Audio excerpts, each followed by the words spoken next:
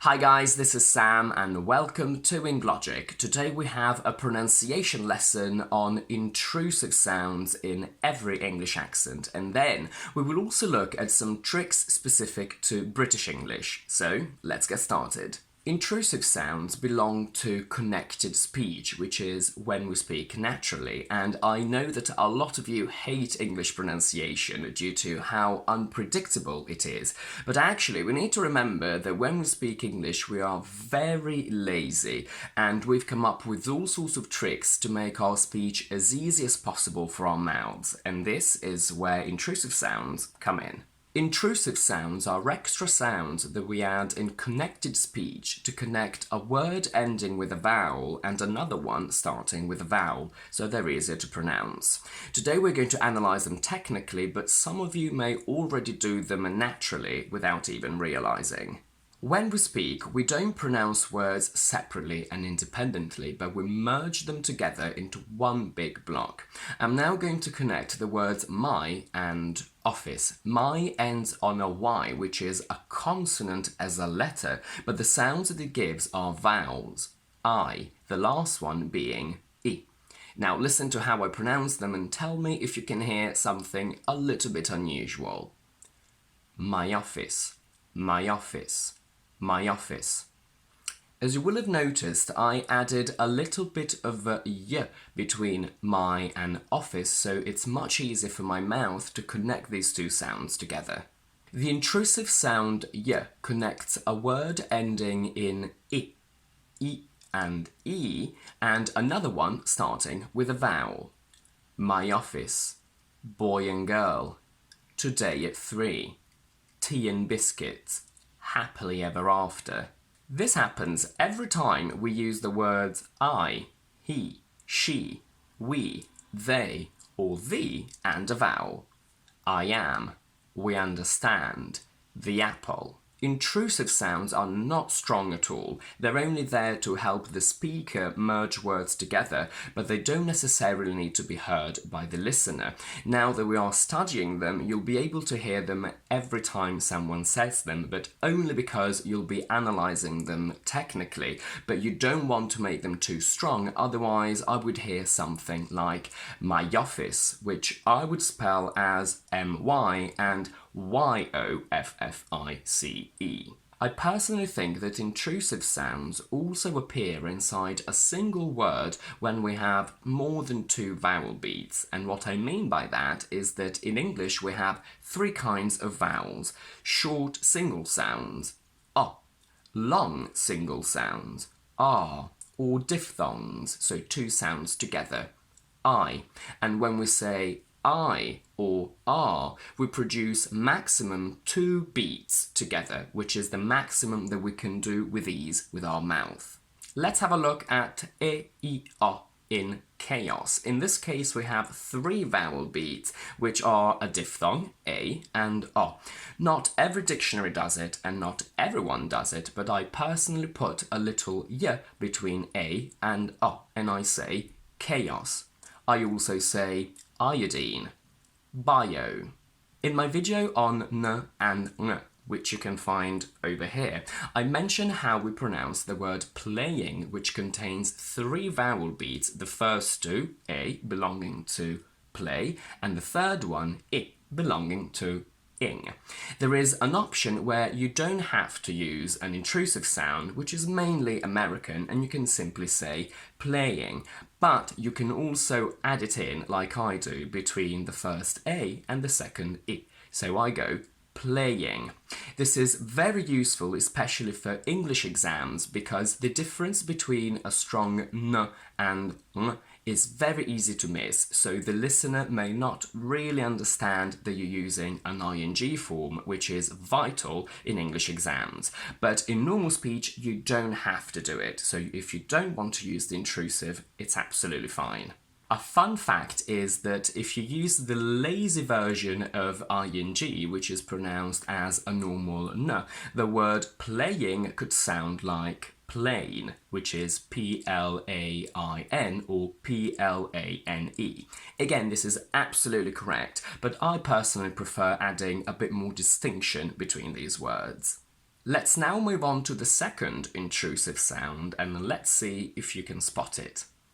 Go away. How are you? I know it. Do it. The intrusive sound w connects a word ending in u or oo and another one starting with a vowel. This happens every time you have the word you or to and a vowel. You are. I'm going to America.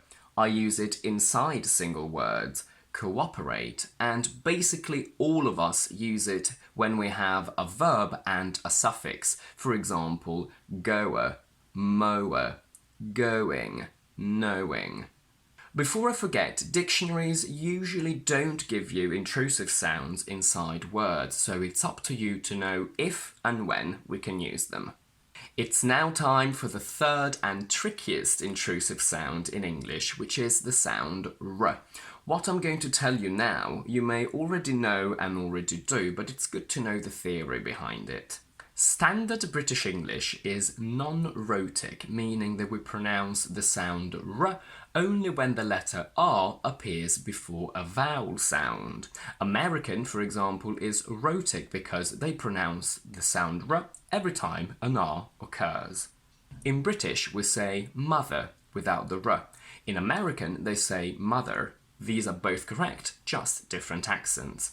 We say parent because in this case the R appears before a vowel sound, so we do need to pronounce it. But we say R or in a weak form because the E at the end is silent, so it doesn't produce any sounds. So in British we go R, in American they say R. Since American pronounces r all the time, what I'm about to tell you only applies to non-rhotic accents of English, for example, Standard British English. The sound r can be both intrusive and linking. A linking r sound is a sound that we must pronounce when we connect a word ending in a silent r and another word starting with a vowel.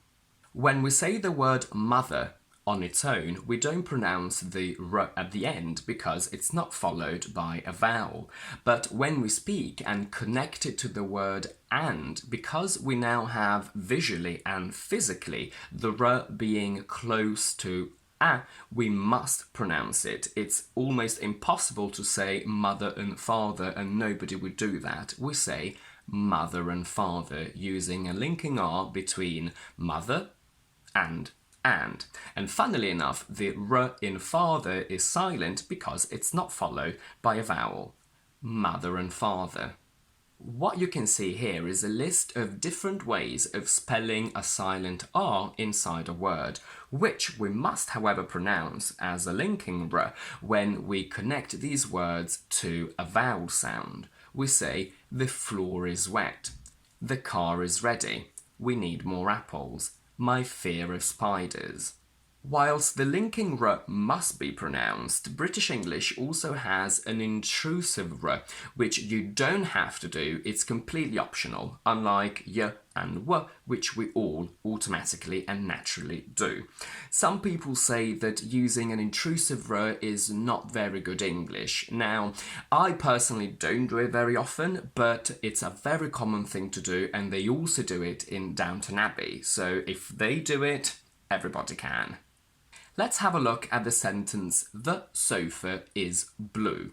Words ending in A are not English words, they're foreign words, and if you said the word sofa to me and I'd never seen it before and I didn't know what it meant, my English brain would automatically spell it as S-O-F-E-R, because the letter A gives the sound the same sound that we get from ER at the end of a word.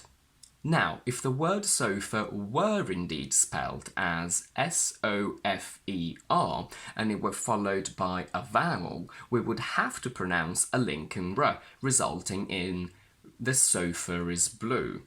Since this is the mental process that goes on in our brain when we pronounce these words together, it is possible in British English to actually say the sofa is blue, and a lot of British people do say it. Now, again, because there is no actual linking r, because sofa is indeed spelt with a and not er, this is only a possibility. You don't have to do it if you don't want to, but it's very good for you to be able to hear it and understand it and know what's going on if you do hear it. By the same token, we can say the pizza is cold with an intrusive r between pizza and is. The sound or at the end of a word can be given by aw, but also by ore and oor. So, when we use the word saw spelt as S-A-W, so the past of see, if I say I saw a bird, my brain can actually see S-A-W as spelt as S-O-R-E. And if that were the case, we would have to pronounce a linking r, resulting in I saw a bird. Just like the pizza is cold, this is optional. You don't have to do it if you don't want to, but this is extremely common in British English. You will hear it a lot. So you need to be able to know that when I say I saw a bird, I say saw and not saw from sore throat. We say law and order. And a lot of people use an intrusive r inside a word. If we take the word draw, that ends on an o sound spelled as AW. Then if we add ing, we have 3 vowel beats, and a lot of people say drawing. In the sentence, Laura and Sarah are eating pizza in the garden while drawing and watching Law and Order, we have a lot of intrusive and therefore not compulsory r sounds. The only r sound that we must pronounce is the linking one between r and eating. Again, you can decide to pronounce all of these intrusive r sounds, but you don't have to. We will end the lesson on the most shocking element of the intrusive r. Pronouns such as I, you, he, him, them, they, us are function words, meaning that they are not fundamental for your brain to understand the message of the sentence. This happens in every language. Why am I telling you this? Function words in English are pronounced generally in 2 ways because we're very lazy. When a function word, for example, him, is stressed and important, we pronounce it with a strong form, so we pronounce every single sound. H, I, m. But function words are hardly ever stressed in a sentence. They are often unstressed and not really important. And as I've just said, because we are lazy, we've created a different way of pronouncing these words just to make them easier. So we pronounce them in a weak form. Specifically when we say the words him and her, in a weak form we remove the H. So him becomes im and her becomes either or even simply a. Removing h from him and her when they're weak is an extremely common thing to do in every accent of English, but if you don't want to do it, it's also okay. I personally don't do it that often myself. But if you do want to remove it, let's try and say the sentence, I saw him on the street. Now, if we remove the H from him, we get im. What does that mean? It means that saw, that we could mentally spell as S-O-R-E, is now followed by a vowel sound, I, from him. So what people actually normally say is I saw him on the street and I saw her on the street, because in this case we're using an intrusive r just like we did when we said I saw a bird. And that's it for today. I hope you're not too shocked by the intrusive R, and now please do feel free to experiment with it if you want to. If you like this video, please don't forget to give it a thumbs up and to subscribe to my channel down below, and I will see you next week with my next video.